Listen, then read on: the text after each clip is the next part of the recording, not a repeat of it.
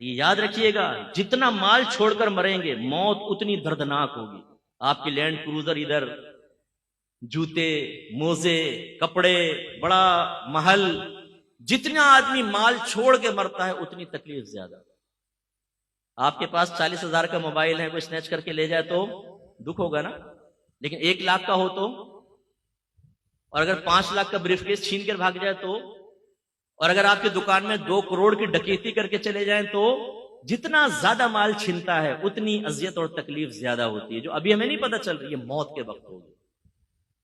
لیکن ہم اس مال کے لیے جس کو ہم چھوڑ کر جائیں گے تو اولاد بعض اوقات نافرمانی میں خرچ کر کے ہمارے لیے گناہ جاریہ کرتی رہے گی، وہ تربیت تو ہوتی نہیں، اور چھوڑ کر ہی جانا ہے. اس کے لیے چاہے جھوٹ بولنا پڑے، فراڈ کرنا پڑے، وراثتیں دبانی پڑے، رشوتیں لینی پڑے، دھوکہ دینا پڑے، حتیٰ کہ قتل تک کروانا پڑے. مروا دیتے ہیں لوگوں کو پیسے کے لیے، لیکن یہ مال حاصل ہو جائے.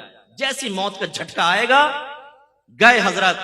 سیٹھ جی کو فکر تھی 1-1 کے 10-10 کیجئے، موت آ پہنچی کہ صاحب جان واپس کیجئے.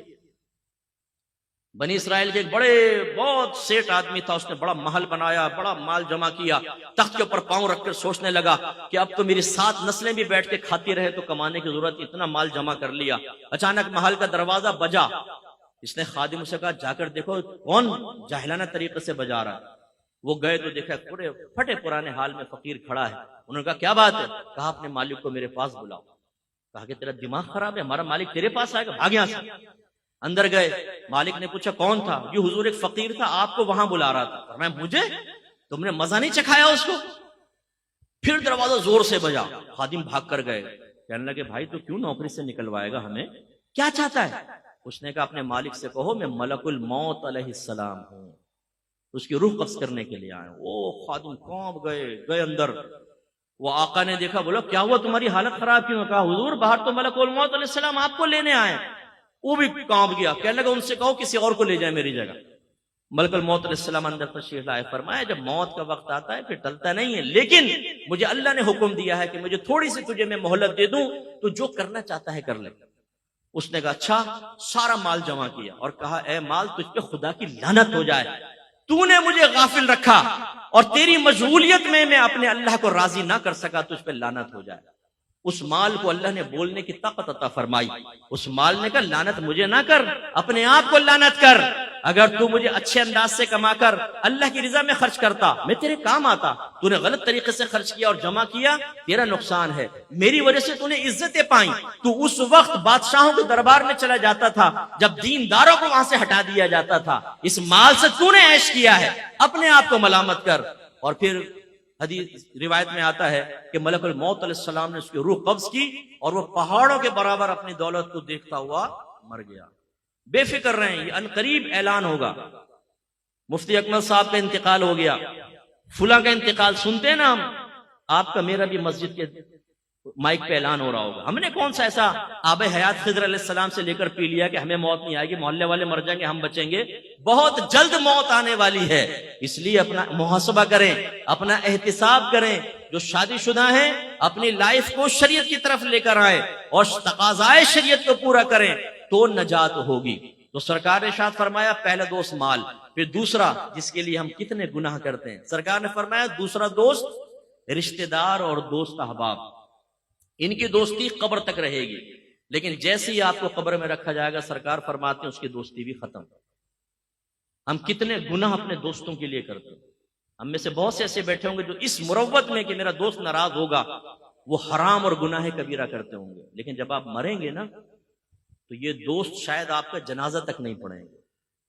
برا نہیں مانیے کہ میں گراؤنڈ ریلیٹیز پہ کلام کرتا ہوں. جتنے آپ کے دوست ہیں نا ایسی مذاق میں پوچھے گا ذرا جنازے کا طریقہ تو بتا، اور پھر پوچھے گا اچھا جنازے کی دعا تو سنا، وہ کہے گا کچھ نہیں آتا. اس کا مطلب یہ ایسا دوست ہے کہ آپ کا جنازہ پڑھا ہوگا، غیر آپ کے لیے دعا کر رہا ہوگا، غیر آپ پر نماز پڑھ رہا ہوگا. یہ ایسا دوست آپ نے پالا ہے جو مرتے وقت آپ کے لیے دعا تک نہیں کرے گا. اور کتنے میں نے دیکھے ہیں جنازے میں آتے ہی نہیں ہیں، آئے تو پیچھے سے کلٹی ہو جاتے ہیں، دفن تک بھی نہیں ٹھہرتے، یا چلو مروت میں پہنچ گئے تو اس کے بعد ختم. اپنے تمام دوستوں کا بھی ذہن میں لے کر آئیں کون کون آپ کے مرنے کے بعد آپ کی قبر پر آئے گا.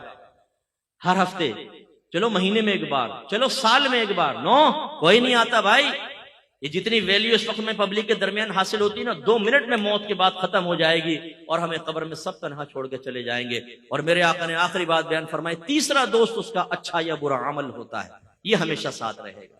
اب جو ہمیشہ ساتھ رہے گا اس کے لیے ہم جیسا کوئی آدمی کہے تو کہتے ہیں جی مت کر نصیحت ناصحہ، دل میرا گھبرائے ہے، اس کو دشمن جانو ہوں جو مجھ کو سمجھائے ہے۔ ہمارے ماشاءاللہ یہ کون بیٹھے ہیں جی، عاشقان رسول کو ہمارا سلام ہو۔ اور یہ عاشقان رسول ایسے ہیں کہ ان کو کھلائیں عشق اوپر جاتا ہے، ان کو کہیں جھومو عشق اوپر جاتا ہے، لائٹیں لگاؤ عشق اوپر جاتا ہے، کھانے کھلاؤ دودھ پلاؤ عشق وہ پہنچتا ہے 7ویں آسمان پر۔ اور اگر کہو کہ اللہ کے نبی کا حکم مانو تو 2 منٹ میں چہرے کے زاویے بگڑ جاتے ہیں۔ عاشق رسول غلام رسول ایک دم ایسا لگتا ہے کہ نبی کریم کے حکم کا دشمن ہے، نبی کریم کی سنتوں کو بہت سمجھنے والا ہے۔ بھائی یہ کیسا عشق رسول ہے، غلامی رسول میں موت بھی قبول ہے۔ بھائی یہ نعرہ لگا، لیکن غلامی رسول میں داڑھی بھی قبول ہے، یہ نعرہ بھی لگا لو۔ غلامی رسول میں 5 وقت نماز باجماعت پڑھنا بھی قبول ہے، نعرہ لگاؤ۔ غلامی رسول میں تمام گناہ چھوڑ دینا بھی قبول ہے، نعرہ لگاؤ۔ غلامی رسول میں صرف رزق حلال کمانا یہ بھی قبول ہے، نعرہ لگاؤ۔ غلامی رسول میں اپنے بیوی بچوں کی اچھی تربیت کرنا یہ بھی قبول ہے۔ ہمارے نبی کرم فرماتے نا، آخری میں کرم فرماتے نہیں فرماتے بولے، رحمت للعالمین ہے۔ اگر ہرنی بھی بے چین ہو تو میرے سرکار بے چین ہو جاتے ہیں نا۔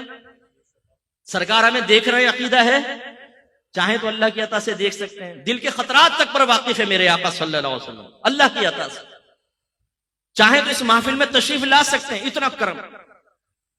لیکن اس عاشق رسول سے اگر آپ یہ کہیں کہ تم ایسا کرو، اپنے گھر کا دروازہ بند کر کے بیوی بچوں کو کمرے میں بند کر دو اور سرکار سے فریاد کرو یا رسول اللہ کرم فرمائے، آپ کا عاشق کمرے میں بند ہے، کمائے گا نہیں، آپ ہی کھانا دیں گے، سب کچھ رحمت للعالمین انشاءاللہ دیں گے آپ کو، یار مرنے کو ہی دیں گے۔